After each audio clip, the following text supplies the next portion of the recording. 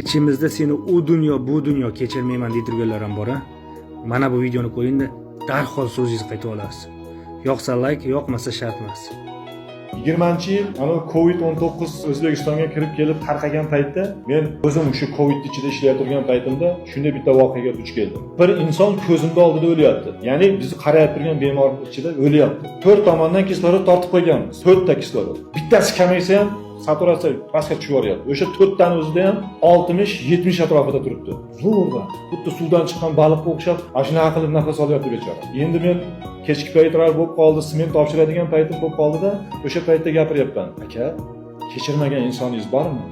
Desa, zo'rg'a mana shunaqa qilyapti. Qara. Shuni kechiring iltimos. Chin dildan kechirib yuboring. Bugun Alloh uchun kechirib yuboring dedimda, hech qancha vaqt o'tmadi-yu, men ketdim nimaga?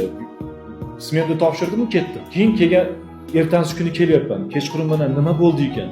Hayolimda endi to'g'risi gaptirasiz, shayton nimaga olib boryapti-ki, u o'lib qolgan bo'lsa kerak ham deb o'yladim. Chunki ahvoli krayni og'ir. Erta bilan kesam, qaysi ko'z bilan ko'rayki, 4 ta kisloroddan 2 tasini olib qo'ygan. To'g'ri, dori-darmonlar ham qilingan. Haligi odam meni ko'rib oq ko'zlaridan yosh chiqib, "Doktor, kecha siz kechiring dedingiz, men kechiruvdim. Amakisini o'g'li bilan amakivachchasi bilan yer talashib, sen menga borilib, haligi yuz ko'rmas bo'lib ketishgan ekan. Chin dildan kechiruvdim. Kechqurun 10da o'sha bolani o'zi kechirgan keldi, uni chaqirganim yo'q. O'zi keldi kechqurun 10ga menga ko'rgani deyapti. Haligini kechirgandan keyin shunaqa yengillashdim, shunaqa zo'r bo'ldim. Ertalabki ahvolimni ko'ring, mana shunaqa ahvoldaman deyapti. Tushunyapsizmi?